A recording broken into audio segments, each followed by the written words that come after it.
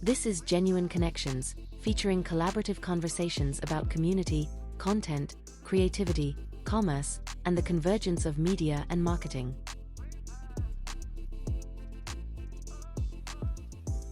Hello and welcome to this episode of Genuine Connections. I'm Matt Worst, the CMO at Genuine. Sometimes technology is recognized as innovative because the product introduces an entirely new consumer behavior. Other times, there's a technology or product that's recognized for its innovative brilliance because it builds on a behavior that already exists, but improves upon it, makes it easier, facilitates adoption.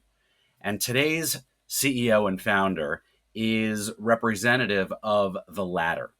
IRCODE is a groundbreaking solution that simplifies the way that people will connect with content, brands, by simply scanning something in our daily lives, turning visuals into an IR code. So what does that mean? Well, let's meet Matty Beckerman and learn more about what they're building.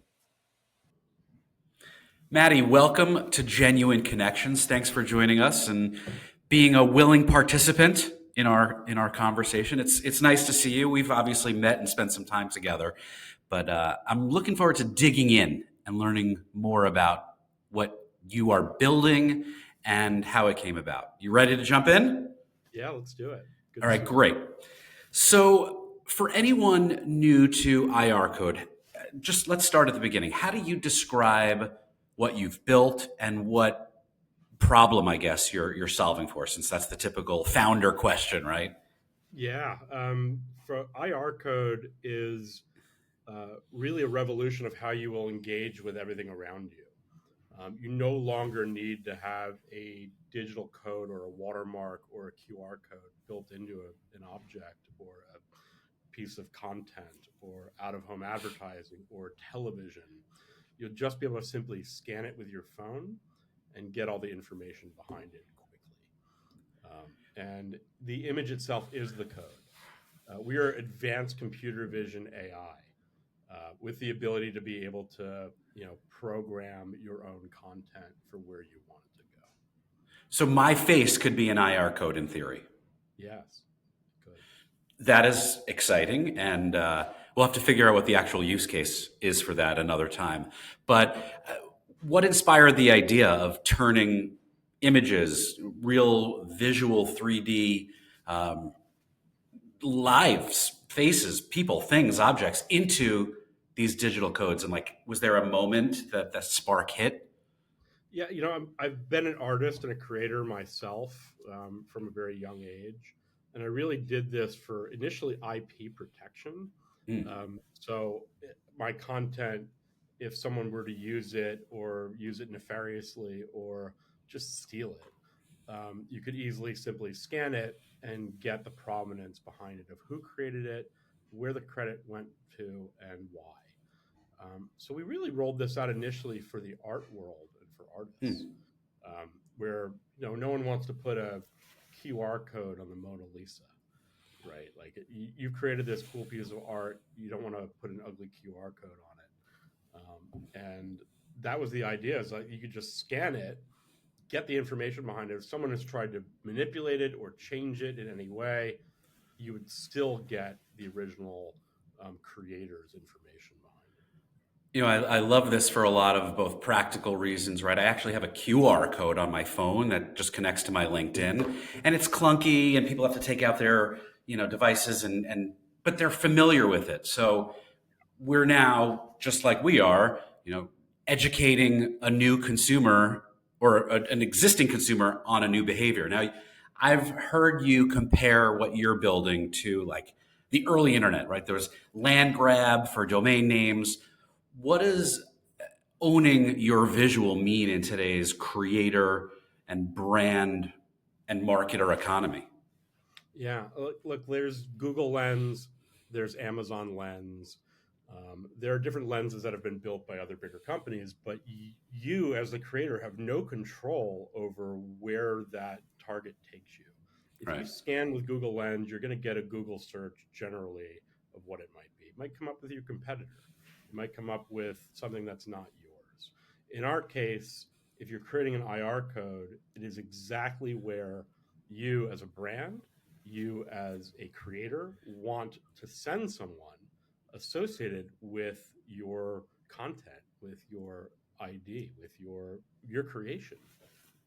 So I think it's control in people's hands versus control in some mega corporation who are just looking to build ad dollars.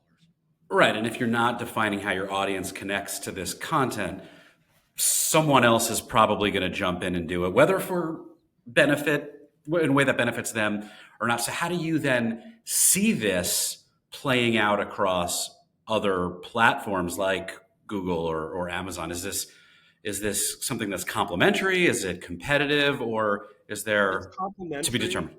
It's complementary in the way that we're creating an arbiter of truth, where every piece of content is then, tagged with your own information, and then can be used to propagate out there for whether it's an LLM reading it or, Hmm. the general world.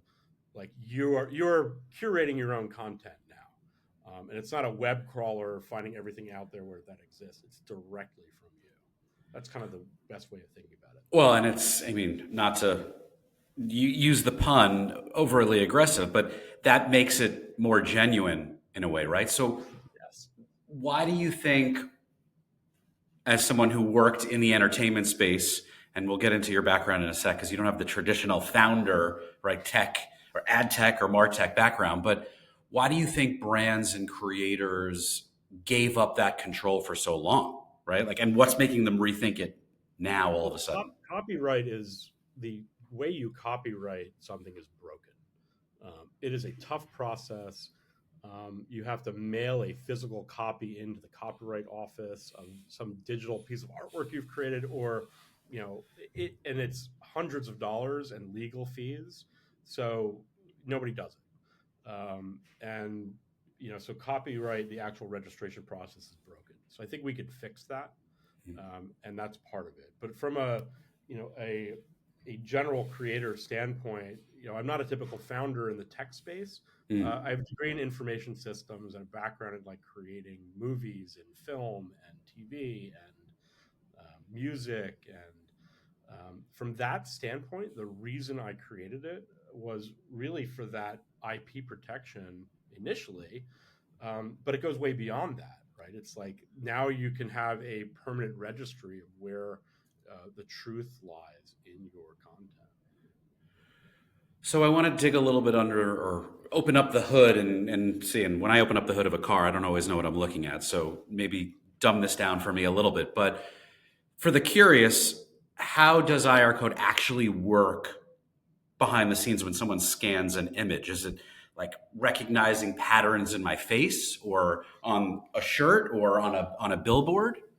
Yeah, it does. So it recognizes the image itself. So it's computer vision AI, and it was developed by a German engineer named Philipp Holzschneider. He was working at his research program at a university in Germany and patented this tag. He created a startup, and I was an investor in his startup. And I just became obsessed with it, and bought all the IP and patents, and then brought Philip on to be my partner to build this. And so what it does from a technical level is it's computer vision, so it'll take an image. If you look at a digital image and you scroll all the way in, right down to zoom, zoom, zoom, zoom, zoom, you get down to this little pixel. And Mm-hmm. this is the layman's way of explaining this, by the way, because that's the way I appreciate that. Thank you. Yes. you zoom all the way down to this little pixel, and that little square, if you took out like a Pantone color swatch, and compared that color blue to blue 5438964, Some whatever it hex is, code. Yeah. the code, just the Yeah. hex code, Yeah. and then went to the next square next to it, that has a code. The next square next to it, that has a code. And as you zoom out, the thousands of codes that are next to it form an absolutely unique identity to that image. That is a fingerprint for an image. That's what we're reading. So when I say the image itself is the code, I mean that literally. every unique image has its own code to it that is completely only that. So what the brilliance of our tech does is it recognizes that code at speed, and we can attach information to that code that will then show up. So even if I'm scanning a billboard in, say, Times Square, and the light in the morning is different than the light at night, there's enough of a forgiveness and tolerance, yet it's still uniquely like color A next to color B is still creating a pattern, right? Is Yeah. that kind of how it works? Yes, it's creating, even with people walking by or shadows changing or movement, there's still enough of the article there to be able to extrapolate the data and then push the information that's associated with that image. And if I recall, I think I remember you telling me at some point that the tech actually came from drone-based image Yeah, what recognition. was originally working on was drones that could fly over a city and do architectural, mapping, and then autonomously navigate themselves using what he had originally created. Well, my son, who is a budding and emerging drone avionics expert and now photographer, I think we're going to have to get him somehow involved because I don't know if you're still working with drones specifically, but I know No, you no, guys launched. yeah, You just launched an activation from Times Square. You've done stuff with CTV campaigns. Is there sort of a defining moment or a moment that maybe best captures what IRCODE can make possible? yeah. I mean, the Times Square thing was really cool. So we work with Branded Cities, which is our out-of-home advertising partner. Mm-hmm. They have a lot of the billboards of Times Square, on the Sunset Strip in LA, in Vegas down the Strip. And we're doing an overall program with them. So without a QR code, you can scan billboards and then interact with them. Hmm. So in Times Square, a movie called Satisfied, which is a documentary about Renee Goldsberry, who's the star, one of the stars of Hamilton, of course. Yeah. The so we best. made it a big event in Times Square. We brought Renee there. We had Z100 there covering it and showing the tech working in Times Square, where you could just simply scan the billboard, and in that moment you could go and get tickets to the premiere of the movie with her and a couple cast members from Hamilton talking about it. You could enter a contest. You could go to her Spotify page and check out her music. It was a really fun process. Making an So, event. yeah, well, I was going to say there's an event, an experiential, and IRL obviously component to this, but it also bridges in almost a direct conversion way or whatever the desired outcome. It could be engagement, to your point. Um, are there certain use cases now that you are seeing really just accelerate or that just are no brainers and that you're taking to either partners or potential prospects? Yeah, we're doing this for television networks where you could make all of their commercials and advertising scannable, and that's really exciting. Like you're sitting at home on your couch and you could scan a commercial without having to have a QR code on it, and instead of dealing with a remote, you could just do it directly from your phone, and then engage with that TV advertisement. I think that's like really exciting. But we just did this really cool street campaign in Boston, and we didn't tell anyone about it, and we didn't market it. And what we did, it's really cool, Matt. We an ode to Shepard Fairey, who created this sticker campaign of Andre the Giant had a posse. I don't know if you're familiar with this, but it's like I mean, I know Andre the Giant. I'm not familiar with this specific so activation, he but now made I'm these stickers. super curious. Yeah. He's an artist, a street artist, and he made these stickers and he put them everywhere. And all it said was Andre the Giant had a posse, and it's obey was like this like whole thing he did. And he put them all over cities for years, and people were like, "What is this? How is that like a thing?" So we kind of took a little inspiration from his beginning this. And we got these giant stickers that were like 12 by 12, and we stuck them all over the streets of Boston and at RISD in Providence. Mm-hmm. And all it said was scan with ircode.ai. discover. They're like really cool, like graphics and weird things. And we just had thousands and thousands of people scanning, not knowing what it was or what they were even getting into. But it was a really cool experiment, just really punk rock, really like goes back to my music days of like, putting something out there that's more of an art piece and having people engage with it. Well, like any new innovative technology, there's always an initial barrier to entry. But if you can reduce that from a technical perspective, that's obviously goal number one. But if you can create, I use it, very deliberately, curiosity or a desired outcome of a value exchange, people will do that hard work of downloading an app or scanning something more than I think people realize. Are you surprised at how easily the adoption is becoming? There was nothing that we advertised, nothing that we promoted. We never said a word about this on socials. It was purely like a just engagement. If you were there and you saw it, you could scan it and dig in.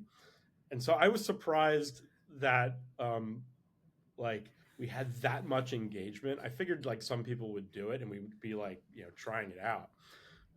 But it was really cool. And you don't have to download an app. So it was just you went to the website ircode.ai and it Even opened easier. a camera right on your web.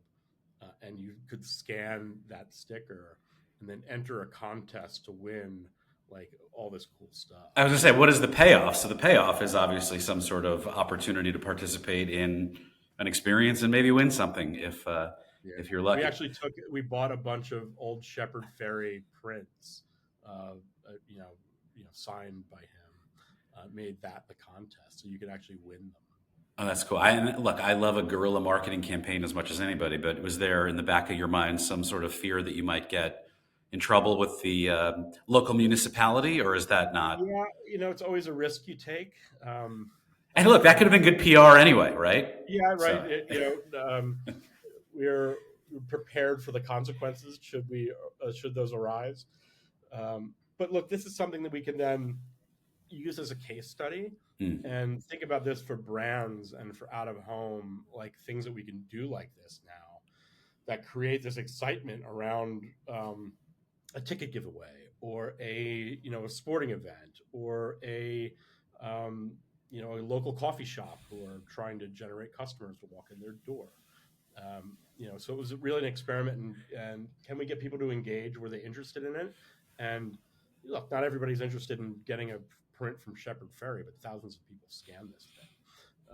And if we're doing this in a way where people are really engaging, then we want to teach the IR code behavior, where right. even though we did this, you can create your own version of this as an artist. Like this is not to us. Wow. This is an open source way for anybody to create this contest, scavenger hunt, like cool visual searching model.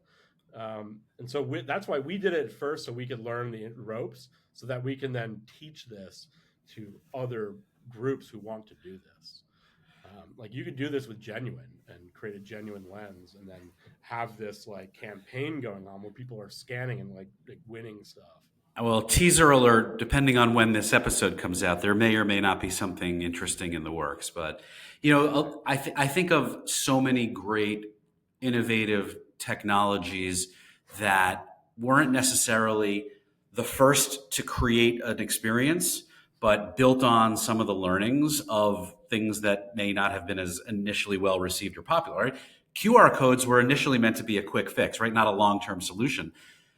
So how does IR code change the behavior or the experience for users now in this iterative, improved opportunity?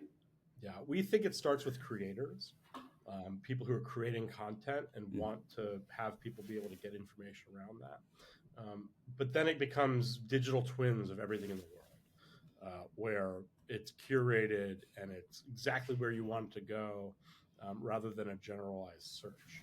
So we're really creating the digital layer to the real world. And Hmm. that becomes everyone can engage with that. Everyone can be a part of that. It's like for us, I always equated it to when you created a URL for your website, for the first time. Like you'll want this as a company, you'll want to control your digital footprint. And this is just another port of that. Like your logo for Genuine. You guys should have an IR code of that so that anybody scans that logo goes to your, directly to your landing page or experience that you want to create. Every company should have a logo scannable. Everybody should have all their marketing content scannable.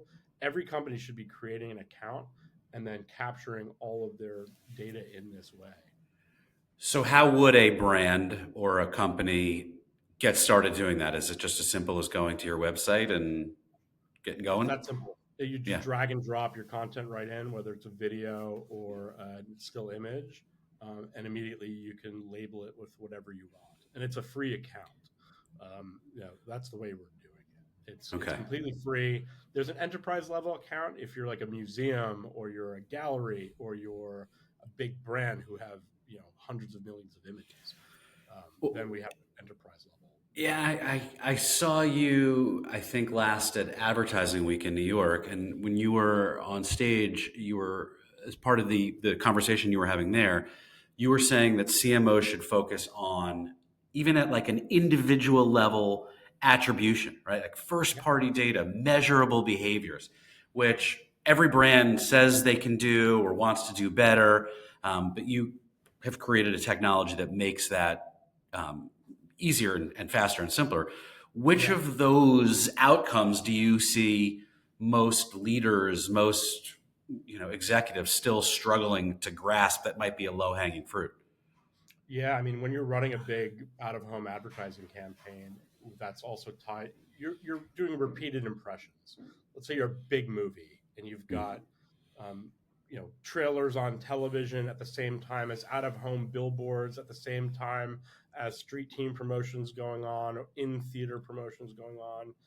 Every piece of that content now, if it's scannable within the IR code system, can now be tracked, and you understand exactly who your audience is of genuine interest, not just like a random cell phone walking past a piece of content, but someone who's gone out of their way to engage with it. Proactive, they're taking an action. Yeah, exactly. Right. So it really does solve attribution, in a way that I think QR code is a good attempt to do that. And there's a couple of companies out there that are doing this with QR codes, but people don't like scanning QR codes. I think it becomes an annoyance, that even if I see a piece of like a cool thing I like, scanning a QR code, I'm not sure what I'm going to go to or what it is. And it feels like ugly. Where if I'm an art director and I'm creating a cool piece of artwork, I don't want to put this ugly ass QR code on stuff. We were talking about a couple commercial ideas, which are really funny. Like, this one great director I'm talking to, Mark Gilbert, came up with this really fun, kind of irreverent campaign, which is like, imagine like a Ferrari coming off the like assembly line in Italy, and they're taking all this care to craft it and like build this amazing car. And the guy, the assembly plant comes off, and he goes, "Okay, now we put a giant black and white QR code across the whole Ferrari." Like hilarious things like that. Like, I mean, for some like me, a Ferrari is the Mona Lisa, so you would certainly not want to put that QR. I mean, it would be an interesting paint job, maybe for a I'm sure specific people have brand. done it. Yeah, yeah, it's usually a wrap. They don't want to actually damage the car with that. But the car itself, you're right, is the work of art, and it should be scannable. Uh, that's funny. The How do you measure success internally, like for what you guys are doing? Are there signals? Are there metrics that tell you the product is doing its job? I mean, we talked about attribution, but that can be A/B testing. How do you know that you've accomplished what your partner has set out to accomplish? Man, I'm never gonna feel completely done. Everyone using this feels like an accomplishment. The small little campaigns we've done to start proving this out has felt like a huge accomplishment. We started our first year really doing B2B, which is, Amazon has a lens, Google has a lens. We can create the lens for your company. Those are deals we've actively closed and are really excited about, because if you're building this into, a much larger company's app, we just did this with Beyond TV, which is a fast channel TV network, and we built the Beyond TV lens. And then we went to Disney with that. And the host of the show went through Disney World in Orlando and created a scavenger hunt on the show. And we had, I don't know, 40,000 people scanned and like got involved, and like we're like going through the scavenger hunt at Disney to win a contest for a Disney package. And I could be wrong about the numbers, but I didn't look directly at it. Well, but you're driving consumer behavior, right? That's an outcome. I can see a very broad and very deep use case around direct response, right? On a TV commercial, you see a product, you scan it, and then you can buy it, right? Like immediately, one click to buy it. No barrier, no searching for it. Imagine I'm watching, my wife will watch Real Housewives and see a dress she likes, and then spend 45 minutes Googling it. You don't have to do that. You could literally sit there and scan the screen and buy. It may not be great for your credit card bill, but you have accelerated commerce in a way that I'm sure the brands will appreciate. Do you find, like for however long marketing and advertising has been a thing, we've had this very linear funnel, this very well-defined consumer journey, and you've kind of rewritten or just removed every step where the awareness and the conversion is literally the same thing. Yeah. Has that registered with the marketers or the audience or even the product people that you're working with at these brands, that it's like, it is that simple? Every meeting we have is like eye-opening. And we're a very small team, so we're just getting the word out that we exist. But every brand we show this to is like, I could use it this way. I could use it this way. I could do this. I could do this. Like, so the excitement is palpable. Like we see it. And now we need to let the world know we exist. And doing that is kind of the most important part of our process right now. And doing a big consumer campaign where they know we exist, they can do this themselves. That's where we're just starting that process. And it's really exciting. I've done this before. Whether it was a band that I had found like in a garage and then brought them to sell millions of records, or a film that I've made that I've had to, promote globally. So we're creating awareness for our product, but it's like any campaign.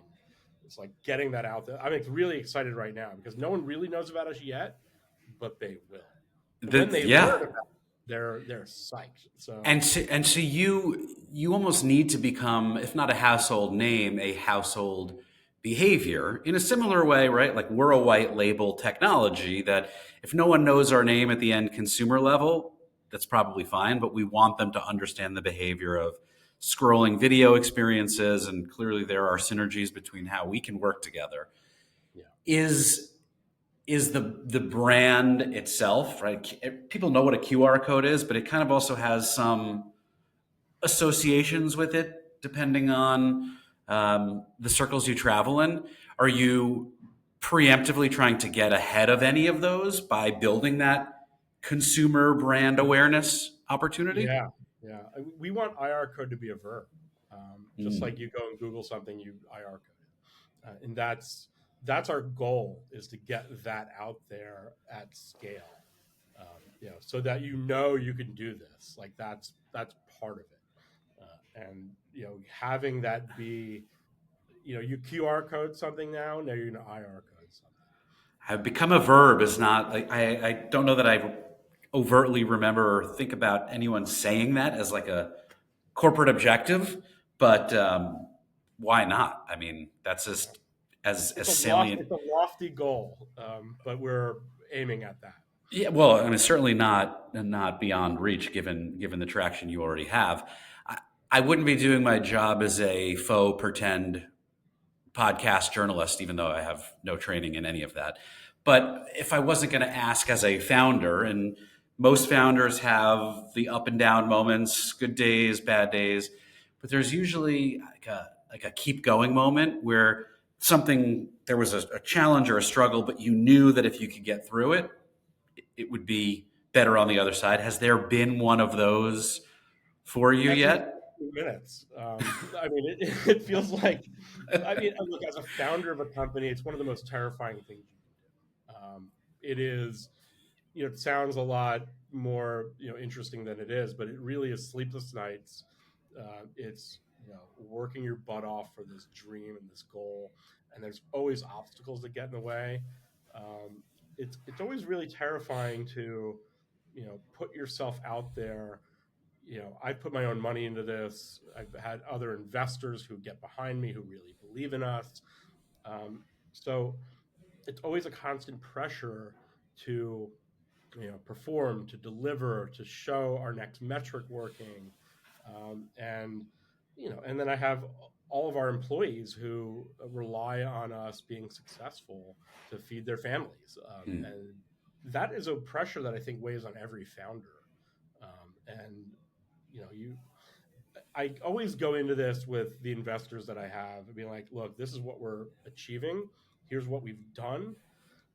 This is like, our dream and our goal.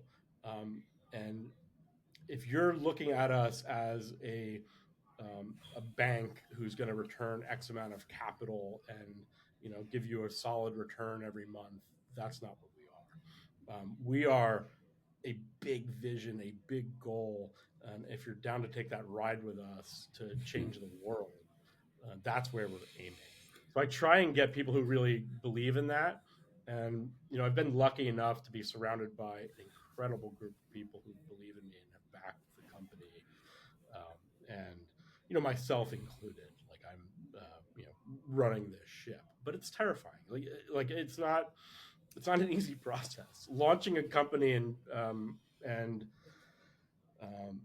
knew I you have to be willing to fail.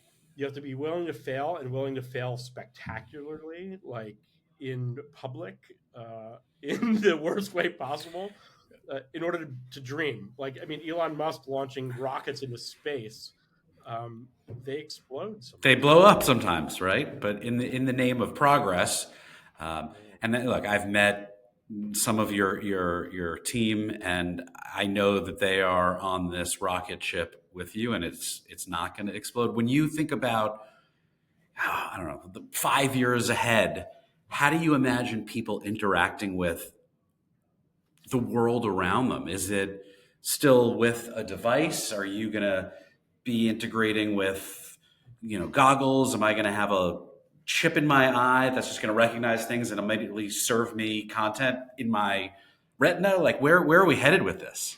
Yeah, what's amazing is we are platform agnostic, so it doesn't matter what it is.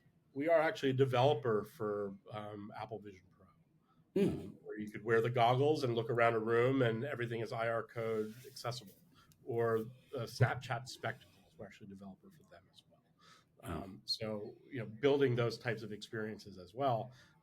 That hasn't hit really critical mass yet. I mean, there's a I think the closest thing to it are the Meta glasses right now, and we're certainly going to develop for them as well. But initially, right now, people are interfacing with their phones, yeah. and that's the first part of our step is to make the phone use normalized. Then everything else sort of comes from there. But we can work on any device. That image, regardless of where you look at it, has a fingerprint, has something you could recognize. We're building the database that associates those fingerprints with real user information. Well, I am a believer. I am excited to be a collaborator and partner with you guys as you continue this journey, this experience.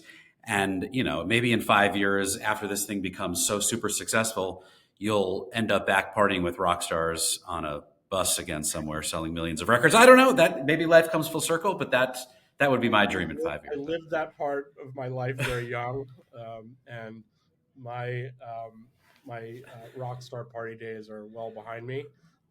But I'm definitely happy to show my daughters and my family like a just like positive optimism of building things and dreaming things into existence. Like I think that for me is like the coolest thing to be able to do. Is like come up with a concept and an idea and be able to actually execute it and do it. I think that's like the rock star party for me these days. That's where I get the most enjoyment. I direct movies, so I've been behind the camera. I've written scripts and I put them out there and done well with that. And running a company very much to me feels like I'm directing a film. And when you're hiring great people who believe in your vision, and you've got a script you're working from, and everybody, 150 people working on a film, are all working towards making this like creative project. That's what I do every day as CEO of a tech company, and it's enjoyable. Like I love it. And by the way, if you don't love it, you just should not do it. And if you're scared of like where your next paycheck is coming from, you definitely shouldn't do it. Well, this is the life that some of us certainly have chosen, and I certainly wouldn't have any other way. But I'm also just grateful to meet people like you who are inspiring, but taking a vision and making it a reality. So, Matty, thank you for sharing your time, your story, your product, your vision with us.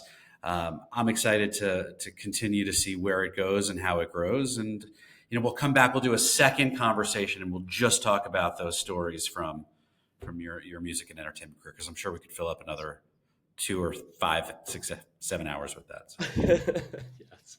Thank you, Matt. Thank you.